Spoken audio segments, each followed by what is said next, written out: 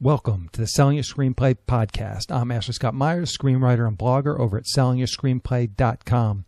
In this episode's main segment, I'm going to be talking to screenwriter and producer Alan Katz about his experience pitching both television shows and feature films.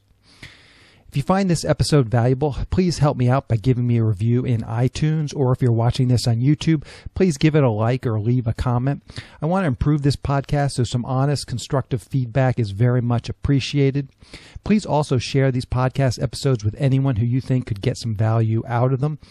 There were a bunch of nice comments over at YouTube after the last episode, so I'd like to thank all of those folks. Thank you, Ginger Shine, Robert Sandage, Lady Ma Raz, Holly Dell, Marcelo Grion, Sean Speak, Constance Nunn, Ralph Shorter, Adam Strange, Captain Squirt of KSAW, and Anonymous WERU. Thank you all for leaving very kind comments.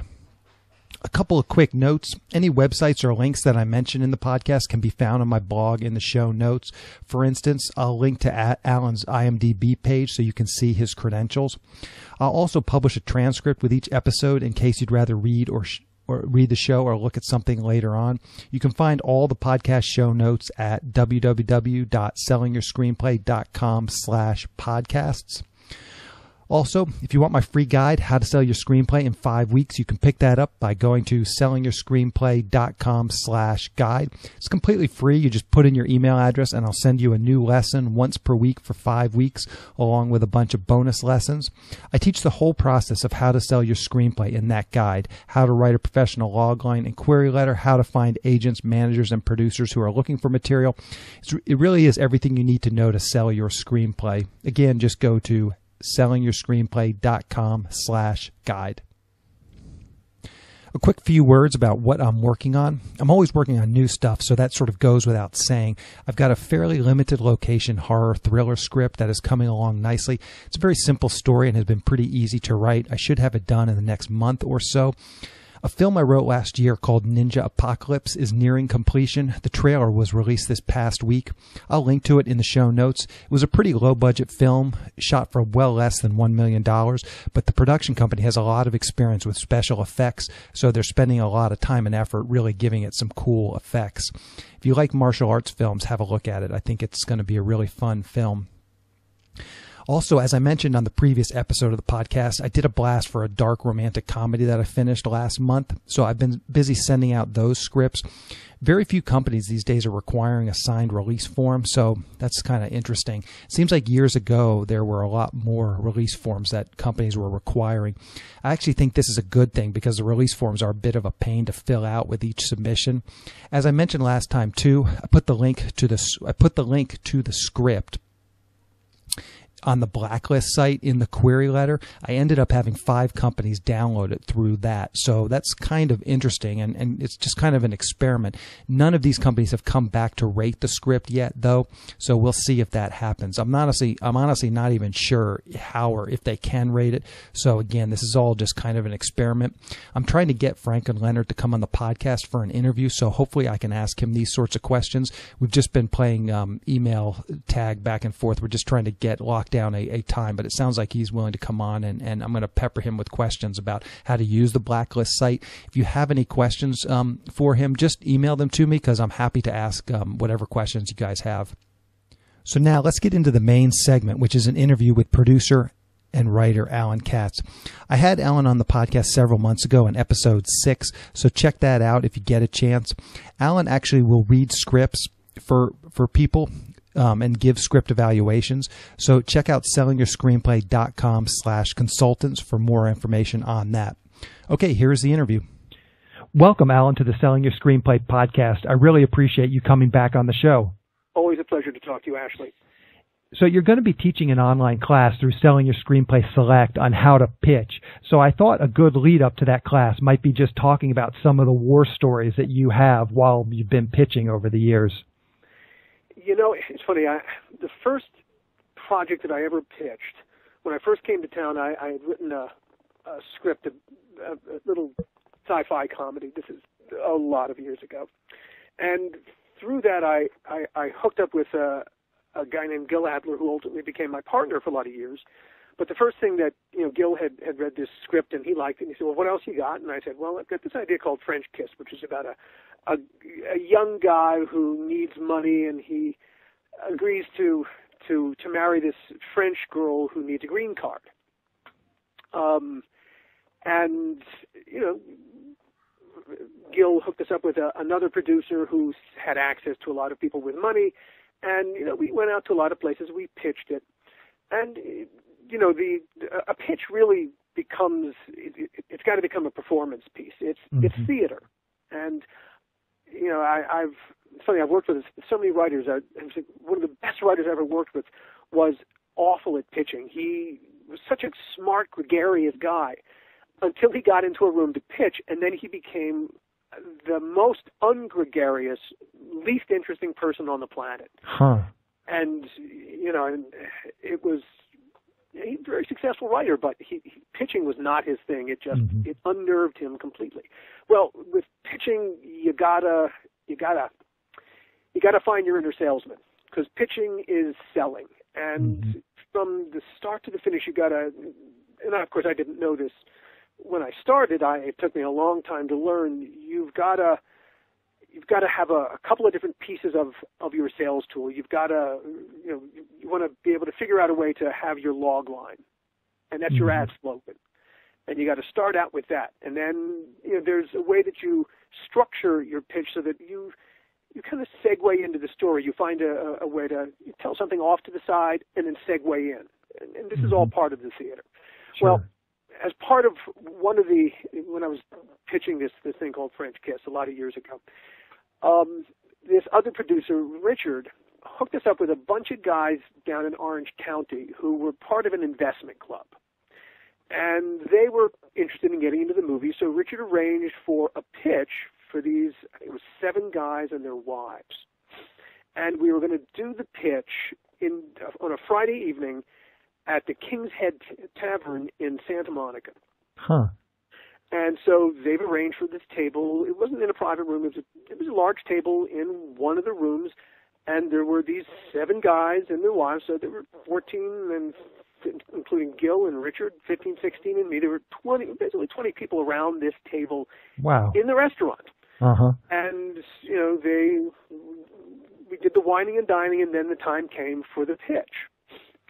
And so I start to tell the story, and I'm working the table pretty good. And as the pitch goes on, I begin to become aware that it's gotten incredibly quiet in this room in the restaurant. Everyone at every table has started to listen to the pitch. Literally, I have an audience of about 60 people listening to the pitch. And it was a little bit unnerving, but, now Sure. You're halfway through, you can't stop. And this is one of the moments when it's good to have the pitch memorized. Mm-hmm. And so that really, it is a piece of theater. And I was grateful that I had it memorized, because otherwise I would have lost it. It was just so unnerving. And I played to the room, I came to the ending, and the whole room applauded, which was very gratifying. Yeah, that's great. And, this investment group, they seemed very enthusiastic. At the end of the day, they didn't invest in it. They, for whatever reason, maybe they really didn't want to get into the film business, and you can't blame them. It's a crazy business to put money into. Ironically, the investor that Richard ultimately found for us was a guy based in New Jersey who owned a lot of scrap yards, and he was in the hauling business. I think he was a second cousin to Tony Soprano. And he was in the hauling business, and he had junk yards. And his one caveat to me, to paying for a script to be written was that the ending had to take place in a scrapyard. Huh. Which, of course, I fought valiantly against, because how could I compromise my vision? Oh, who am I kidding? I said, of course, whatever the guy wants. Yeah, sure. The check clears. I don't care. I'll write it in his house. I don't care. I hear you. So aside from getting pitches like that, like the one you just said where your producer kind of got you hooked up with these people, potential investors, how do you get most of your pitches over the course of your career? I've always had representation, and so, I was at the William Morris Agency for a long time. For the last 15 years, I've had an independent agent who I've just, and this guy Nick was always incredibly good. He had relationships and certain pieces of material he would send certain places, and for the most part, Nick's reading of where we should go was always pretty good. I mean, it helps. This is a place where representation really is almost essential to get you into the right rooms. Mm-hmm. And you don't necessarily know, which are going to be the right rooms. I mean, in essence, that's why you've got to provide the person who's going to be setting up the meetings with, the one or two pieces of information you need to interest them, just a taste of what this thing is. I just took a feature pitch around about a year ago for a project that we're now trying to do independently, a thing called the Scarlet Crusader. And it's, the log line that I gave my agent to set up the pitch was, here's what you tell them. Tell them just this and nothing more. It's a comedy about a woman who becomes a superhero, but only during the 3 or 4 days a month when she's having her period. That's all you say. Uh-huh. And if they will get whether they want to do this or not based on that little bit of information. Yeah, half the people were offended and half the people wanted to hear it. Yeah, which look, that's always going to be the case. Yeah. And we walked into a couple of rooms where they liked it, they got it. At the end of the day, they didn't want to do it because there is a fear of but a superhero. That's a whole franchise. You have to set it up a certain way. You got to build the franchise first. Okay, all right. So you're missing the point. Okay, never mind. There was one room we walked into, and they knew what the premise was. They knew what it was about because they accepted, they set up the pitch based on mm-hmm. that log line that my agent had given them. And so this young filmmaker and we walked into the room and we sat down and we began to pitch it. And there were 5 executives. I think they were looking forward to hearing this pitch. So we had all of their undivided creative attention. And within about 45 seconds, I think 1 or 2 of them suddenly realized, maybe they didn't realize what this was about. Maybe they hadn't heard what the premise was. And you could feel that they suddenly were incredibly offended that we were pitching a movie about women having their periods. Mm-hmm. And I assume you would never pitch something like this without having a partner who's a woman. That was when I first approached. The original idea was my wife's. And I thought it was a brilliant idea, and I thought, but I cannot possibly do this. I have to find a female partner. So I happen to know a terrific young comedy writer, young filmmaker who I thought was perfect. So I approached her. I said, "Here's an idea. Are you interested in doing this with me?" Yeah, this is. Sometimes there are pieces of material you must partner on because you're not qualified. Mm-hmm. Yeah, exactly. and to a degree, if I had written this without her, I would never. There are a lot of things I would never have thought about because I don't have a period. So certain experiences you got to recognize where you need to partner, mm-hmm. And what you will gain from a partner, and but also to have pitched it and not have had a female partner would have been death. It would have been ludicrous. Yeah. So just over the course of your career, what percentage of your professional work do you think came out of a pitch? Let's see. Well, okay. I've been very lucky. The TV shows I did.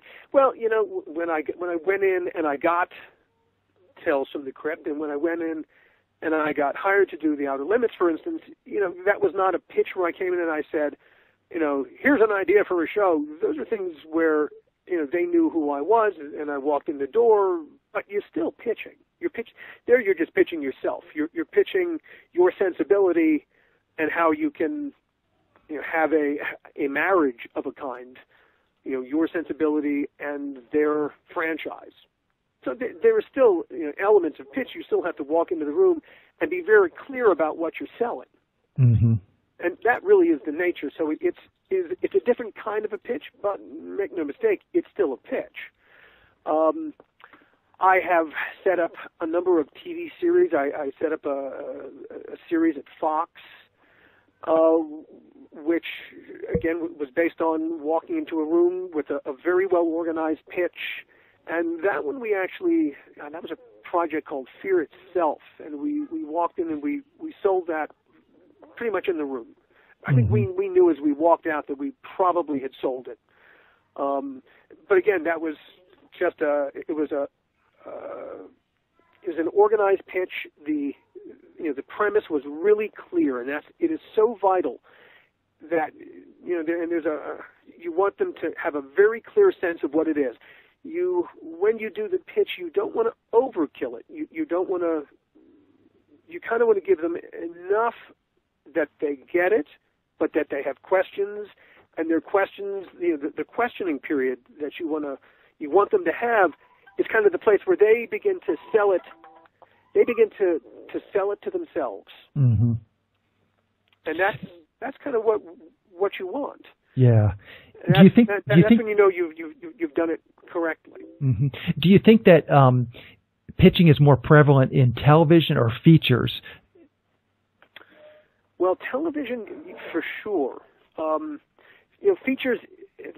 The world of features is very much in flux.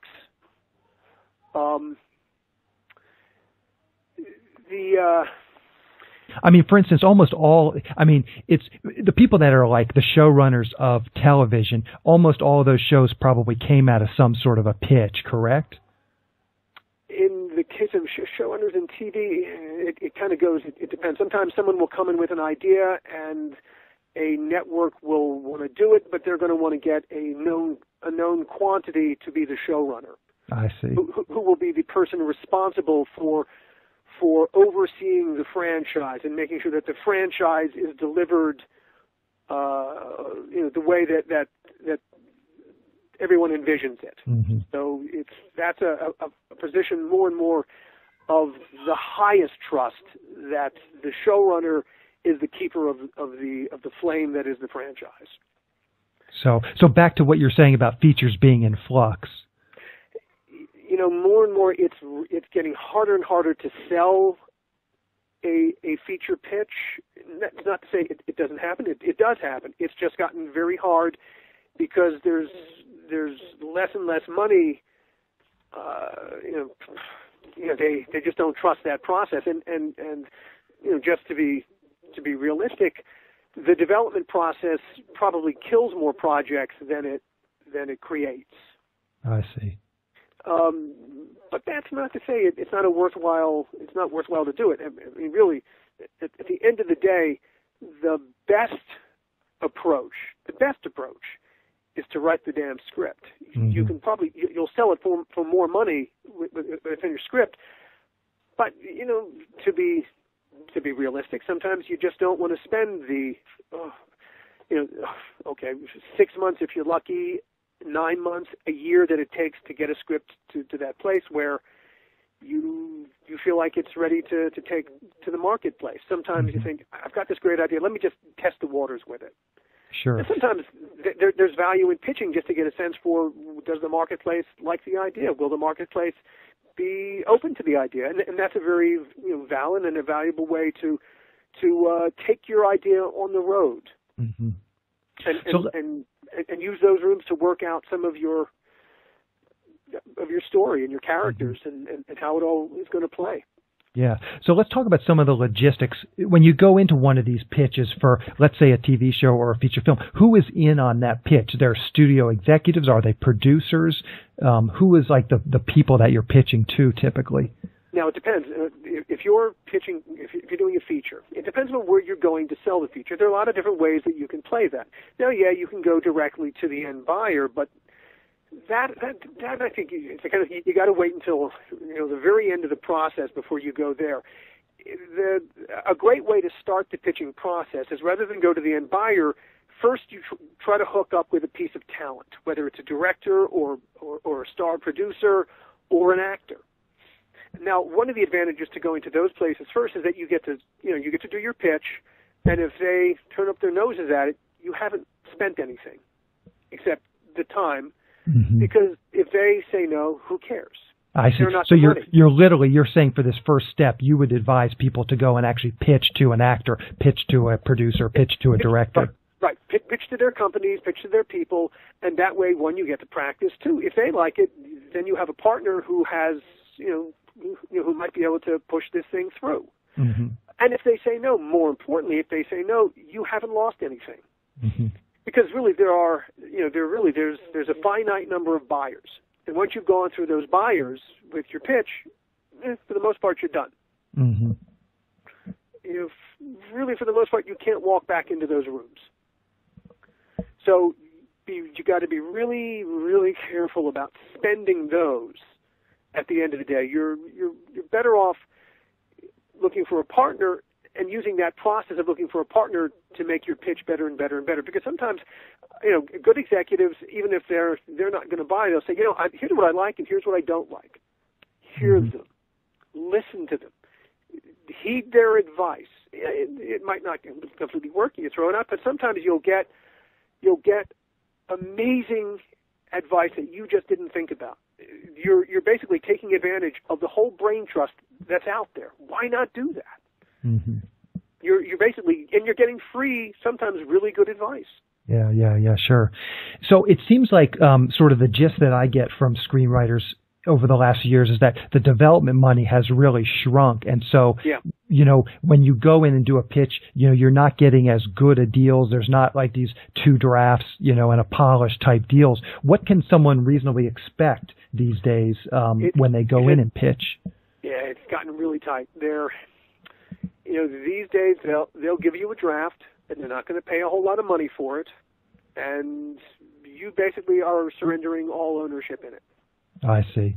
And that will involve like a treatment first, like a 1 or 2 versions of a treatment, and then a first draft. If that. I see. It used to be you could get all kinds of steps in the process with all kinds of different monies at the different stages, and this is true in TV too. There are lots of cutoff points, and the cutoff point only means that they might still think that there's merit in the idea. The only thing that's being cut off is the writer. Mm-hmm. Yeah. Because once, the first thing before you get paid that you're going to have to sign in order to get paid is you're going to have to sign a certificate of authorship, which basically means that you are no longer the owner of your material. They are. Mm-hmm. So, again, here it mitigates a little bit against the pitch because you really haven't developed the idea very much. You develop the story, but not until you start writing the script that you really get a sense of what you have and where it can go and what it can be. So you're just be aware that you have the potential to sell your idea short, mm-hmm. and for someone else to then get to run with it and get the bigger money and to get the glory. Yeah. It doesn't always happen, but you gotta walk into this understanding the cold hard realities of it. Now, that said, there are people who walk in and they nail a pitch and they're off and running. Mm-hmm. And sometimes, and again, it depends. For most of us working stiffs, we got to work everything out. You gotta walk into the room with everything. There's when I was doing Tales from the Crypt, my partner and I were brought into a meeting with a guy named Philip Noyce, who was a director. He was the executive producer of a horror series that he was doing with Wes Craven. And they had shot a pilot called Nightmare Cafe. And they had a terrible problem because the show was a mashup of ideas. And there was some interesting stuff, but it was a confused mess, and they were hoping that we could make some suggestions as to how to fix it. We were told the story of how it got this way, and it really all came down to the pitch.